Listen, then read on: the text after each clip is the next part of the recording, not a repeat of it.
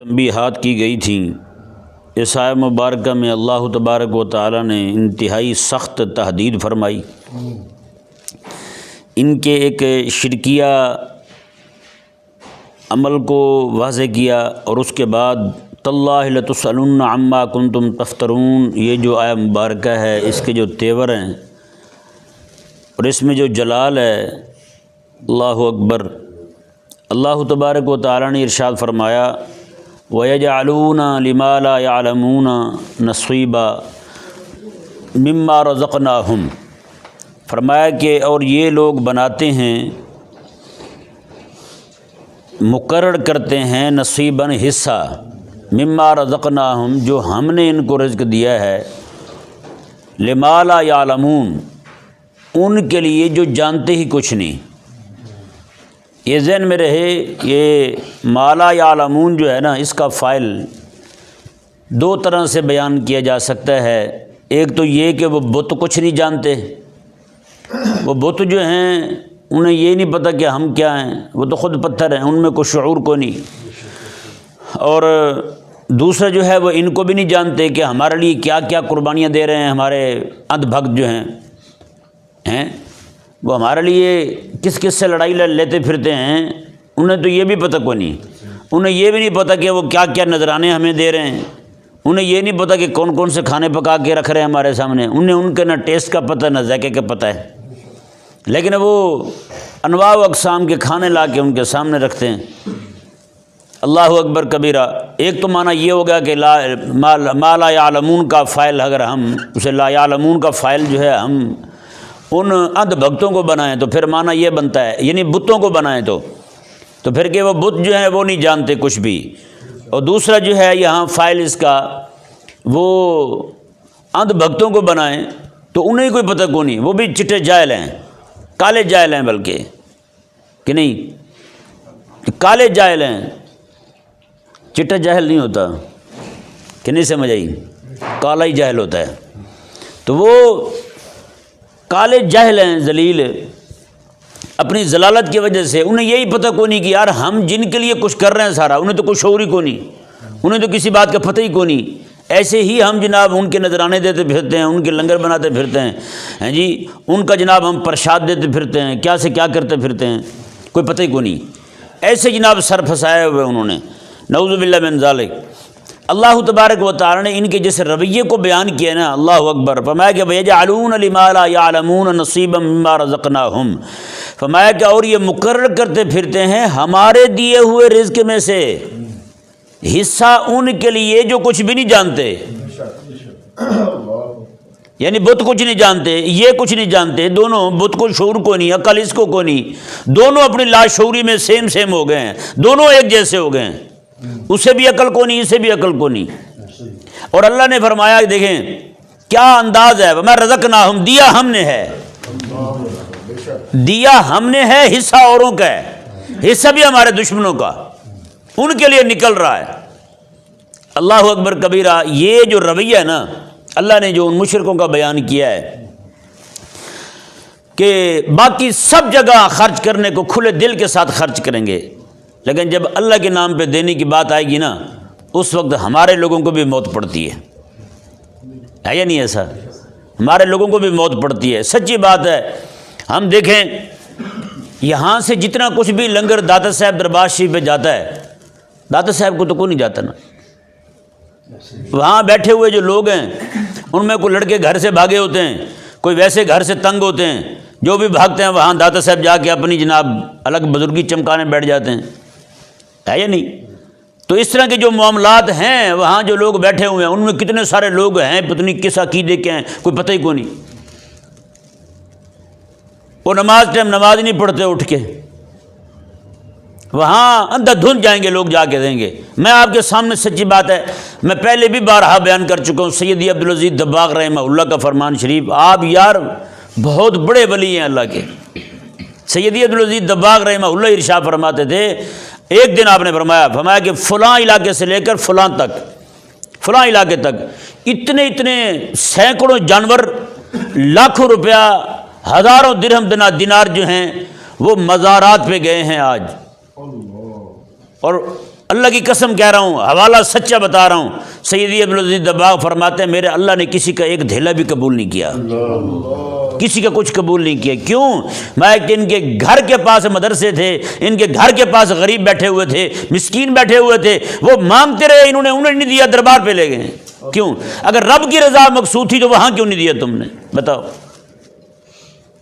یہ ایک طرح سے یہ شعبدہ باز ہوتے ہیں، جو جیلی پیر ہوتے ہیں، یہ خوف بٹھاتے ہیں لوگوں میں، جیسے جادوگر بٹھاتے ہیں۔ ہمیں نہ دیا، داتا صاحب رحمہ اللہ کے دور میں یہی تھا نا، انہوں نے کہا کہ مجھے نہیں دیا دودھ تو تمہاری بھینسوں کے گایوں کے تھنوں سے خون آنا شروع ہو جائے گا، اور وہ جادو کے ذریعے کر بھی دیتا تھا۔ 2-4 گھروں میں کر دیا، لوگ خوف زدہ ہو گئے، تو لوگ جو ہیں وہ اندھا دھند، آپ کو پتہ ہے لوگ ویسے ہی مادیت پرست ہیں، لوگوں نے ادھر ہی دینا شروع کر دیا دودھ۔ حضرت داتا صاحب رحمہ اللہ نے فرمایا وہ تم جادوگر ہندو جو ہے اسے دینے جاتے ہو مسلمان ہو کے، اور تمہیں میرے مدرسے میں پڑھتے ہوئے رسول اللہ علیہ السلام کے مہمان نظر نہیں آتے؟ تمہیں یہ ضیوف الاسلام تمہیں نظر نہیں آتے؟ اسلام کے مہمان جو بیٹھے ہوئے ہیں۔ اللہ اکبر، لوگوں نے ادھر دودھ دینا شروع کر دیا۔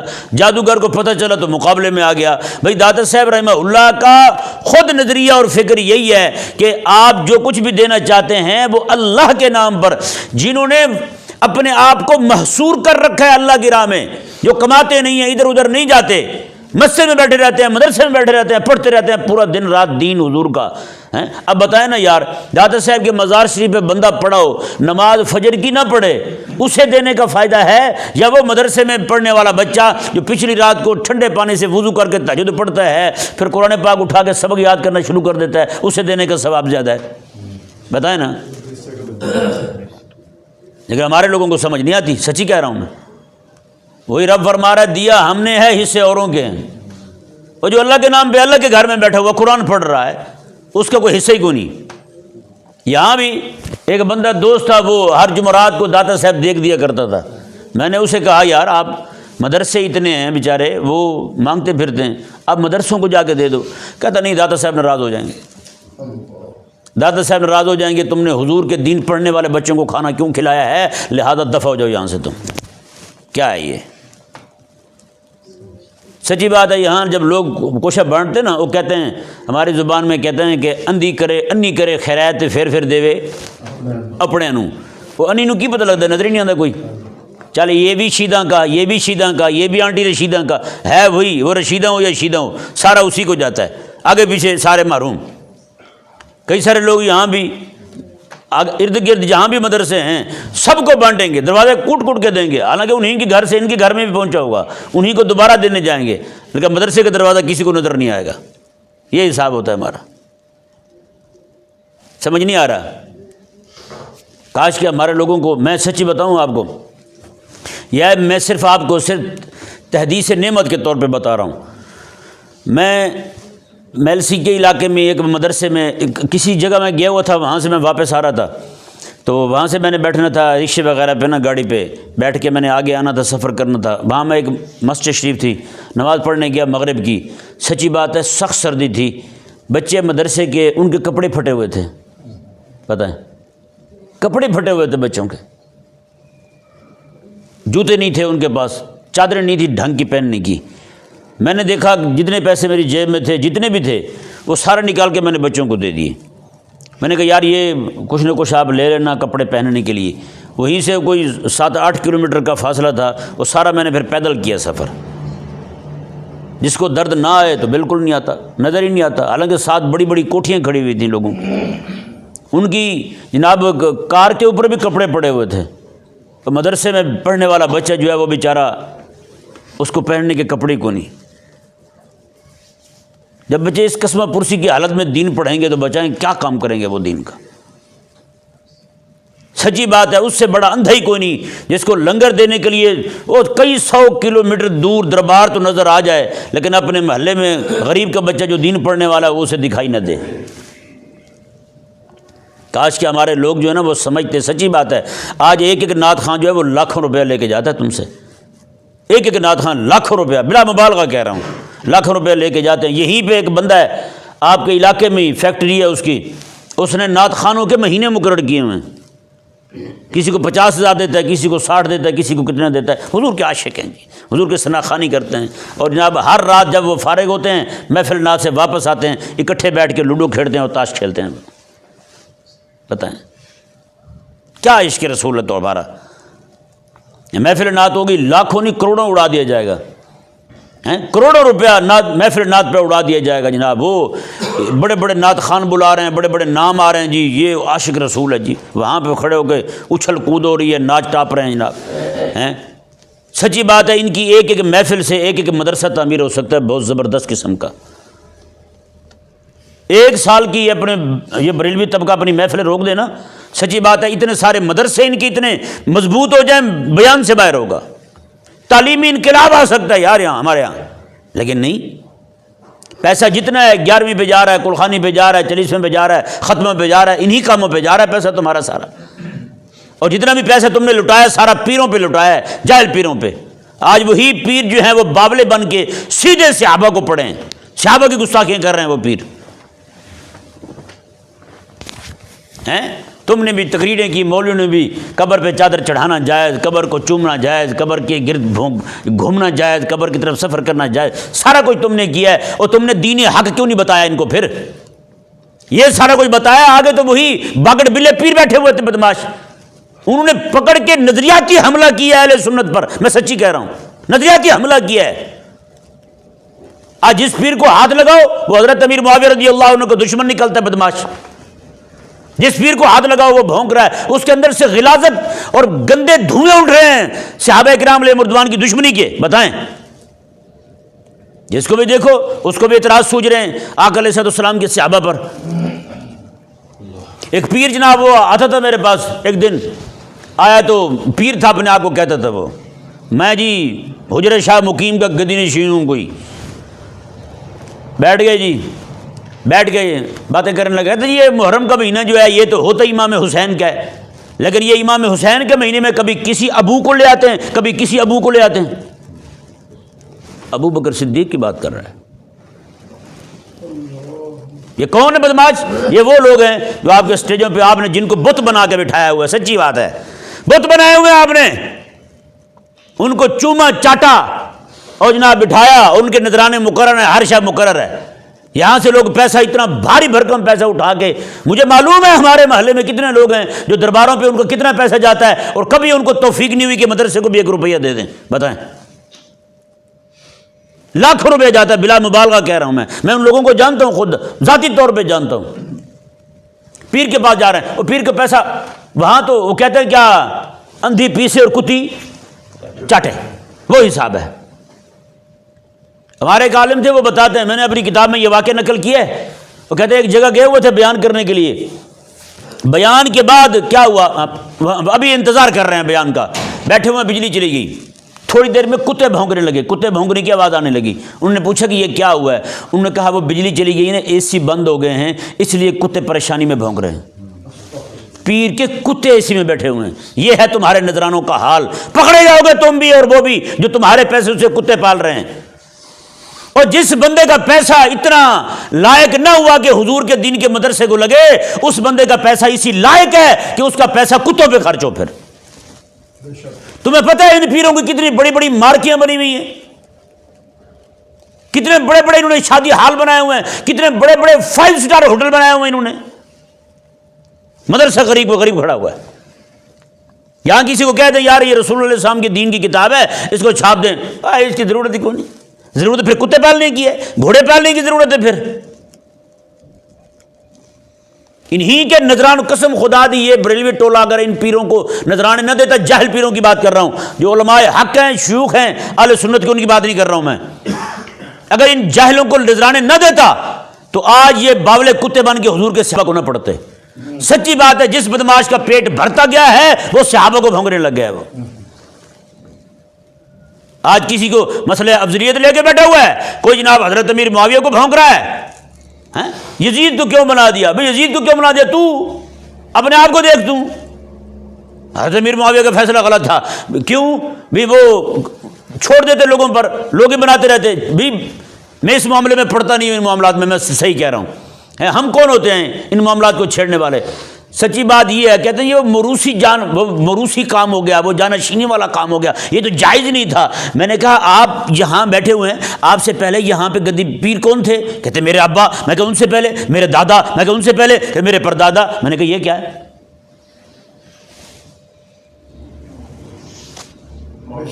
مروسی ہے، یہ مروسیت ہے ہیں؟ میں نے کہا کم از کم شرم کرو ہیں، پھر حضرت امیر معاویہ کے دشمن کیوں بنے تم؟ کام تو تم کر رہے ہو وہی، کہ نہیں سمجھ آیا؟ کام تو تم کر رہے ہو وہی. یعنی ایک طرف تمہیں حضرت امیر معاویہ کی سنت پسندی اتنی ہے کہ پردادے کے بعد آگے دادا بنا تمہارا، دادے کے بعد تمہارا ابا بنا، پھر تم بنے، پھر آگے تم. سچی بات ہے وہاں پہ بڑے سے بڑا سفید داڑھی جس کی ہو گئی نا حضور کی حدیث پڑھاتے پڑھاتے، شیخ الحدیث کی، اس کی بھی عزت کوئی نہیں ہے خانقاہ میں. وہاں پیر کا چھوٹا سا بلونگڑا جو ہے اس کی بھی عزت ہے بھائی صاحب. آگے پیچھے بھاگ رہے ہوتے لوگ چوم چاٹ رہے ہوتے ہیں. بتائیں، لوگ چوم چاٹ رہے ہوتے ہیں. ہمارے جو شیخ تھے نا، سچی بات ہے، ان کے ابا جی نے ان کی بڑی تربیت کی تھی. وہ دور جناب فرماتے تھے جاؤ پہاڑوں سے پانی بھر کے لاؤ. اپنے بیٹے کو فرماتے تھے، ہزاروں کی تعداد میں مریدین ہوتے تھے، ان کا اپنا بیٹا وہاں سے پانی بھر کے لاتا مریدوں کو پلانے کے لیے، آٹا پسوانے کے لیے. روزانہ کئی من آٹا لگتا تھا ان کا بیٹا، سگا بیٹا اپنے کندھے پہ، جو ہمارے شیخ تھے ان کی بات کر رہا ہوں، وہ اپنی جوانی میں اپنے بچپن میں آٹا اپنے کندھوں پہ گندم لے بھی جاتے تھے، پسوا کے واپس آٹا بھی لے کے آتے تھے. اور انہوں نے کبھی اپنے بچوں کو اس طرح صاحبزادہ بننے نہیں دیا. یہاں پیر کی بھی چما چاٹی ہو رہی ہے، اس کے بچوں کی بھی چما چاٹی ہو رہی ہے. اور یہی نعوذ باللہ من ذالک ظلم اور ستم ہوا ہے کہ یہاں تو توبہ منڈی لگی ہوئی ہے. پیدا ہوتے ہی ان کے ہاں بچہ غوث زماں بنتا ہے، غوث زماں بچہ بنتا ہے. میں نے بتایا تھا یہ کمالیہ کی طرف سے ایک لڑکا، ابھی داڑھی اس کی نکلی ہے، اس طرح پھر گیا ہے. ان کا ماہانہ رسالہ نکلتا تھا، اس کے اوپر لکھا ہوا تھا غوث زماں. میں کہا میٹرک تو پاس کرا لیتے تم اس کو، سکول ہی پڑھتا تھا وہ 8ویں 9ویں میں. میں نے کہا میٹرک سے پہلے غوث زماں بن گیا. یہ حال یہ ہے. اور ایک جو بندہ حضور کی حدیث کی خدمت کرنے والا ہیں، آقا علیہ السلام کے دین کی نوکری کرنے والا، اس کو تو عزت نہیں ملتی آپ کے معاشرے میں. یہ پیدا ہوتے غوث زماں بن جاتے ہیں. یار کچھ تو مہربانی کرو، اہل سنت کے حال پر رحم کرو یار. ہیں بہت تم نے لوٹ لیا ہے، بہت تم نے بیڑا غرق کر دیا ہے. یہ صرف ان کا قصور نہیں ہے، یہ ان جاہل ملاؤں کا بھی قصور ہے جنہوں نے علائنا اولیاء پڑھ کے ان ذلیلوں کی شان بیان کی ہیں. جو علائنا اولیاء اللہ کا ول مصداق حضور کے صحابہ ہیں، ان کو یہ پڑھ رہے ہیں لوگ جن کو تم نے علائنا اولیاء پڑھ کے ان کی شان بیان کی ہیں. آج بتائیں نا کتنے لوگ ہیں ہمارے جو خرچہ کرنے لگتے ہیں. جب میلاد شریف کا مہینہ آیا، میلاد شریف مہینہ اس لیے ہم منا رہے ہیں کہ حضور آئے ہیں. اور حضور کیوں آئے ہیں؟ رب کا دین غالب کرنے آئے ہیں. تو بتائیں میلاد شریف کا مہینہ تو قوم کو یہ بتانے آتا ہے یار اس دن وہ ہستی تشریف لائی ہے جس نے رب تعالیٰ کا دین غالب کیا ہے. اور اسی دن ہی ہم سارے کام وہی کرتے ہیں کہ جناب جس سے باقی سارے پیر بھی غالب آ گئے، نقیب غالب آ گئے، پیسہ کما گئے، نعت خواں پیسہ کما گئے، سارے کما گئے. حضور کا مدرسہ وہی کا وہی کھڑا ہوا ہے. مدرسے کے کھاتے جو لکھے ہوئے تھے نا، دکان والے کا اتنے پیسے دینے، چکی والے کے اتنے دینے، وہ ویسے کے ویسے کھڑے ہوئے ہیں. حضور کا دین وہی کھڑا ہوا ہے. باقی سب کے پورے سال کے خرچے انہوں نے نکال لیے اور وہ نکال کے اپنے باہر ملکوں میں چلے گئے، اپنی بیوی بچوں کے ساتھ مزے کرنے کے لیے پینٹ پہن کے چلے گئے آپ کو عشق رسالت اور جنت کی ٹکٹیں بانٹنے کے بعد. بتائیں جب تک بھئی ہم اپنے آپ کی اصلاح نہیں نہ کرتے، سچی بات ہے، تو کام یہی چلتا رہے گا. آپ میں سے ہر بندہ، جتنے بھی لوگ درس سنتے ہیں، میں ان کو کہہ رہا ہوں، پکا کہہ رہا ہوں ہمیشہ کے لیے، جب بھی آپ کا کوئی صدقہ خیرات کرنے کو جی چاہے، سچی بات ہے اٹھا کے حضور کے دین کے مدرسے والوں کو دیں. مدرسے سے منع کرنا یہ منافقین کا کام تھا.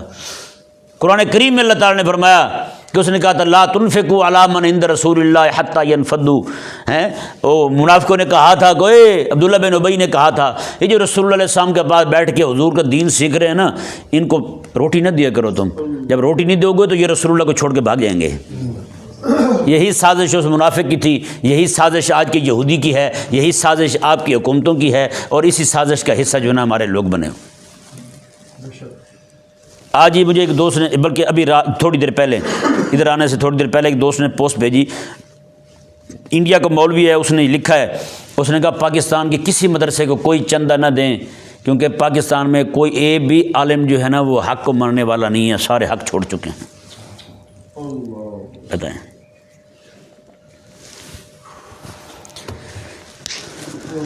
اللہ اکبر کبیرہ، ہر ایک کا حصہ مقرر ہے بھائی، سچی بات ہے۔ ایک یتیم رہ گیا تو حضور کا دین رہ گیا ہے، حضور کے دین کو کوئی پوچھنے والا نہیں ہے۔ میں بارہا کہتا ہوں دوست احباب کو، یار جب بھی آپ اپنے کپڑے بنوائیں نا، کم از کم عید پہ کپڑے لینے لگیں 2-4 سوٹ زائد لے لیا کریں، مدرسے کے بچوں کو بھی جا کر کے دیں۔ آپ اپنے گھر کے لیے پھل لے رہے ہیں نا، کوئی 1-2 کلو امرود لے لیا کریں، کوئی کنو لے لیا کریں، جہاں کہیں بھی آپ کے پاس مدرسہ ہے۔ سچی بات ہے، بچے کو جا کے کھلائیں گے، گنبد خضرا میں حضور تم سے راضی ہو جائیں گے۔ ہاں یہ پکی بات کر رہا ہوں۔ یہ موالیوں کو، چرسیوں کو، بھنگیوں کو کھلانے سے کچھ میسر آنے والا نہیں ہے۔ جو اجر، جو ثواب اللہ نے یہاں رکھا ہے وہ کہیں اور نہیں۔ اللہ تبارک و تعالیٰ نے ارشاد فرمایا، دیکھیں اب کلام دیکھیں جی، کلام کیا کہہ رہا ہے۔ فرمایا کہ اور انہوں نے ان کے لیے ہمارے دیے ہوئے رزق سے حصے مقرر کیے ہیں، یعنی ہم نہیں دیا ہے، ہمارا ہی حصہ نہیں ہے اس میں۔ ہیں یہ جن جلسوں پہ، جو میلادوں پہ، جس میں ناچا ٹاپا گروپ آتا ہے، یہ خدا رسول کو راضی کرنے والے نہیں ہیں۔ سچی بات کہوں، ربیع الاول کا مہینہ تو آتا ہے بندہ رب رسول کو راضی کر لے، لیکن ہمارا طبقہ رب رسول کو مزید ناراض کر لیتا ہے۔ ہاں مزید رب تعالیٰ کی بارگاہ سے دور ہو جاتا ہے، مزید جتنا جتنا ربیع الاول آگے بڑھتا جا رہا ہے، زیادہ سے زیادہ ہماری زندگی میں آ رہا ہے، اتنا اتنا ہم حضور کی بارگاہ سے دور ہوتے جا رہے ہیں۔ جو ہمارے کام ہے، سچی کہہ رہا ہوں، یہ کوئی مولوی بیان کرے نہ کرے یہ اس کی مرضی ہے، لیکن جو اللہ نے سمجھ دی ہے وہ میں کہوں گا اور ڈنکے کی چوٹ پہ کہوں گا۔ اللہ نے فرمایا ہم نے دیا ہے، ہمارے ہی دیے میں سے یہ اوروں کو دے دیں، ہم نے جہاں کہا ہے وہاں نہیں دیتے۔ اللہ کو دینے کا مطلب یہی ہے نا، جہاں اللہ نے کہا ہے وہاں دیا جائے۔ اللہ تبارک و تعالیٰ جو ہے نا، وہ ہمارا جو خزانوں کا مالک ہے، اسے کیا ضرورت ہے ہمارے کسی شے کی ہیں۔ اللہ نے آگے فرمایا، یہ کلام دیکھیں جی، یہ الفاظ دیکھیں، اس کا تیور دیکھیں اور اس کا انداز دیکھیں کلام کا۔ ہمارے ہاں جب بندہ کسی کو سمجھاتا رہتا ہے نا، وہ نہ مانے، اس کے گھاٹے والی، نقصان والی چیزیں سمجھا کے، اس کو ساری بتا کے، جب دیکھتا ہے نا کہ یہ بندہ کچھ سننے والا نہیں ہے، تو پھر اس کو دوسرے طریقے سے سمجھاتا ہے۔ وہ کلام گو کہ الفاظ اس کے نرم ہوں، لیکن اس میں جو قہر ہوتا ہے وہ بلا کا ہوتا ہے۔ وہ جب کلام بندہ کسی کو کر دیتا ہے نا، تو پھر بڑے بڑے لوگ بچ جاتے ہیں۔ سچی بات ہے۔ وہ کیا ہوتا ہے، ٹھیک ہے پھر دیکھ لواں گے ہیں۔ وہ بندہ جو منت ترلے سے نہیں نہ مان رہا، سمجھانے سے نہیں مان رہا، پیار دینے سے نہیں مان رہا، لیکن جب وہ یہ کہتا ہے نا ٹھیک ہے پھر دیکھ لواں گے ہیں، پھر اس کے دل بھی اپنی جگہ سے ہلتا ضرور ہے۔ اللہ نے یہاں کیا فرمایا، اللہ اکبر، اللہ نے فرمایا تاللہ لتسألن، لوگوں نے کیا کیا، ان کو تخلیق اللہ نے کیا تھا، نعمتیں ان کو اللہ نے دی تھی، پیدا بھی اللہ نے کی، نعمتیں دی بھی اللہ نے۔ انہوں نے پھر بت بنائے رب کے شریک، پتھروں کو اٹھا کے کہا کہ یہ بھی جیسے رب ہے ویسے یہ ہیں۔ انہوں نے پتھروں کو رب کا شریک بنا دیا۔ شریک بنانے کے بعد جہاں رب نے فرمایا تھا یہاں دینا ہے، وہاں چھوڑ کے رب کے دشمنوں کو دینے لگ گئے۔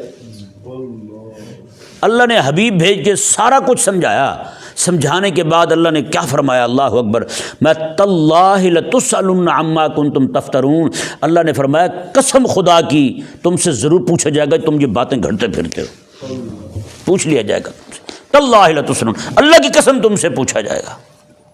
اب بتائیں جس بات پہ اللہ قسم اٹھا لے تم سے پوچھا جائے گا، بتائیں وہ چھوڑی جائے گی، ان سے نہیں پوچھا جائے گا۔ یہ تاللہ القسم خدا کی، کسی بندے کو، بندہ کسی کے سامنے کوئی بندہ کھڑا ہو کے کہہ دے نا اللہ کی قسم تم سے پوچھا جائے گا، پکڑ لیں گے تجھے، پوچھیں گے، تو بندے کا پتا پگھل جاتا ہے۔ جب رب ہی یہ کلام فرما دے، بتائیں رب ہی فرما دے تاللہ لتسألن، اللہ کی قسم تم سے پوچھا جائے گا ضرور، جو کہ تم گھڑتے پھرتے ہو ہیں۔ اور اس سے آگے کا ظلم کیا کیا تھا انہوں نے، نعوذ باللہ۔ ان کو جب کہا گیا نا آقا علیہ السلام کی طرف سے، اور بھئی تمہیں کس نے کہا ہے کہ تم ان بتوں کو جا کر کے تم نذرانے دو، چڑھاوے چڑھاؤ ان پر، نعوذ باللہ، انہوں نے کہا یہ ہمیں رب نے کہا ہے، انہوں نے کہا یہ رب کا حکم ہے ہم کو۔ اللہ نے فرمایا وہ اتنی آگے بڑھ گئے ہو ہیں، ایک میں نے تم کو میں نے تخلیق کیا، نعمتیں میں نے تم کو دی، تم نے میرے ہی پیدا کردہ پتھر جو ہیں ان کو تم نے میرے برابر کھڑا کر دیا، اوپر سے تم جو میں نے کہا جہاں میں نے دینے کا کہا وہاں نہیں دیا، تم نے ان کو جا کے دینا شروع کر دیا، اوپر سے ظلم تم نے یہ کیا کہ تم نے کہا کہ میں نے تمہیں کہا ہوا کہ ان کو جا کے دو۔ جو میں نے کہنا ہے، جو میں نے بتانا ہے، وہ تم اپنے حبیب کے واسطے سے بتاؤں گا تم کو، یہ تم نے کیا کیا ہے۔ اللہ اکبر کبیرہ۔ اللہ تبارک و تعالی ہم سب کو حضور کے دین کے ساتھ مخلص ہونے کی توفیق عطا فرمائے۔